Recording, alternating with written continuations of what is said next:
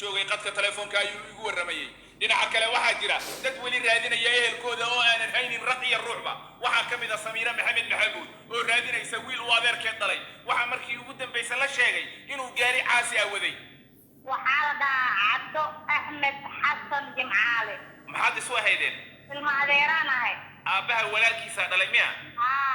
haye muxuu ka shaqeynayay isaga uumee islaameed oo darawalka ah gaari caasi ah ama baabuurtan gaadiidka dadweynaha ah ee PL-ka loo yaqaan hoomiga loo yaqaan waday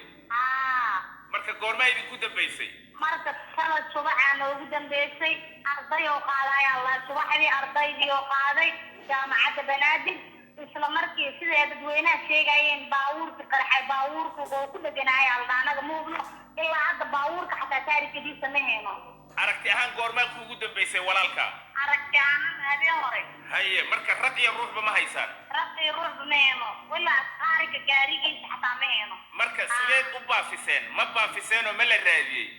annagu waa raadinay isbitaal digteera shala tagna waxaan Allah waxaan ilma tusin karo waxyar suuga haddana Madiina tagnay meedadkii aan ka fiirinay waraaweene naagi gaareena ma hen duubta noola sheegay waa weediinay ma xadeen kara dadno gaarkiina inuu gaarkeyga anigu waxay tiray sheeg inuu dinto Madiina waan duubay aaday kiini inuu ku kala yahay ma xadeen karo islaan kale meed duugtayba u tagteen oo u maleynayseen inuu wiilkiina yahay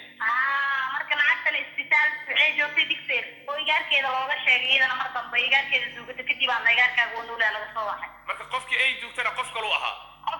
qofku yani mashaykan keen aha ku qalaha ilaa Allah wa'alam imise jiro ahaa marxuumka la laayahay hadii 25 jir 26 jir waa ilmaha siyaad baraay ilmihii dhashay macnaha Maxamed Siyaad Barre wixii ka dambeeyay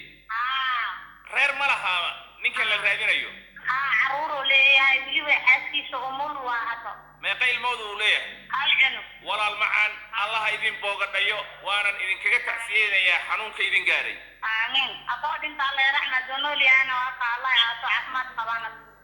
Samiira Maxamed Maxamuud ayay taasi ay wixii raadinaysaa walaalkeed oo adeerkeed uu dhalay oo raq iyo ruux aysan meel ku sheegi karin qarxii Muqdisho ayaa lagu leeyahay hagaag qodobkaasi qarxii Muqdisho waxa fikirkiisa ka soo dhibtay Faysal Maxamed Bakaal wuxuu joogaa Dhaka oo Bangladesh wuxuu yiri qaraxaasi shalay ka dhacay Muqdisho intii ku dhimatay Ilaahay oo naxariistay inta dhaawacna Allah caafimaad taama asiiyo teeda kale waxaan dhihi lahaa dawladda iyo al-shabaab waa inay wada hadlaan markan oo miiska isugu yimaadaan waa in tusaale ay ka soo qaataan heshiiskii dhexmaray Taliban iyo Afghanistan horaantii